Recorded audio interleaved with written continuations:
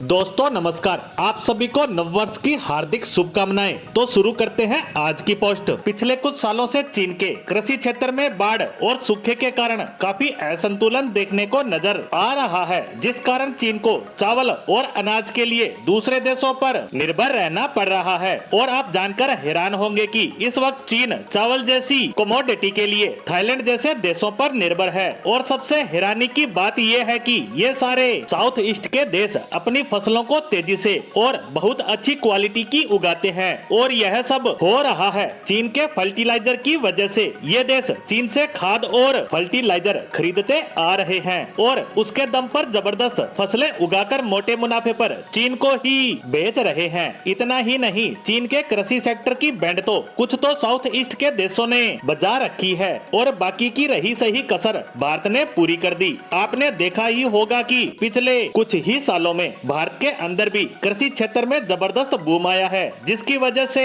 चीनी फसलों के दाम भी गिरे हैं और इनकी डिमांड भी गिरी है। और इसीलिए चीन के कृषि क्षेत्र में गिरावट देखी जा रही है। और अब यह फायदे का सौदा नहीं रहा और चीन को लगता है कि अब इसे रिवाइव करने की जरूरत है। और चीन इसे रिवाइव ऐसे नहीं करेगा कि भारत से या साउथ ईस्ट के देशों से बढ़िया और ज्यादा फसलें उगाए, अपने किसानों से ज्यादा मेहनत करवाए, अपने किसानों को पहले के मुकाबले ज्यादा सब्सिडी दे, सुविधाएं दे, उनकी लागतों को कंट्रोल करे। लेकिन चीन ऐसा कुछ भी नहीं कर रहा। उल्टा चीन ने रणनीति बनाई है कि वह अपने किसानों को सस्ता और अच्छा खाद पानी देने के बजाय साउथ ईस्ट के इन छोटे छोटे देशों को फर्टिलाइजर और खाद देने पर रोक लगा रहा है। पिछले कुछ समय से खबर आ रही है कि चीन ने इन साउथ ईस्ट के आधा दर्जन देशों के लिए फर्टिलाइजर एक्सपोर्ट पर कंट्रोल कर लिया है, यानी इन देशों को कम मात्रा में फर्टिलाइजर भेजा जा रहा है। वहीं कई देशों पर तो कंप्लीट बैन लगा दिया गया है। अब इसका असर इन छोटे छोटे देशों पर दो तरह से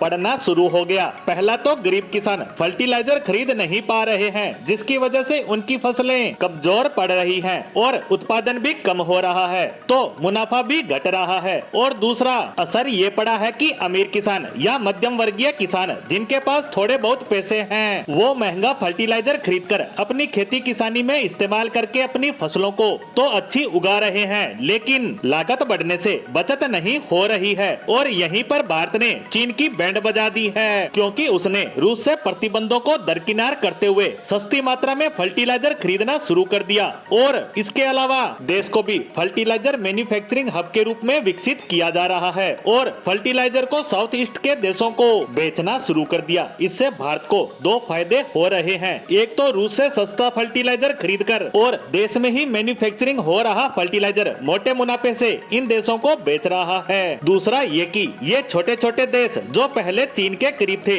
वे अब भारत के करीब आने शुरू हो गए हैं। और सबसे बड़ी बात, चीन की चाल उसी पे उल्टी पड़ रही है। एक तो उसका कृषि क्षेत्र पहले से ही बर्बादी की कगार पर है और अब उसकी इंडस्ट्रीज भी फर्टिलाइजर बैन होने की वजह से घाटे में जाने लगी है, जिसका असर चीनी अर्थव्यवस्था पर दिखने लगा है। और यही सब तो भारत चाहता था। इसी के साथ चीन से जुड़ी इस महत्वपूर्ण खबर पर हमारी आज की पोस्ट को यहीं विराम देते हैं। धन्यवाद।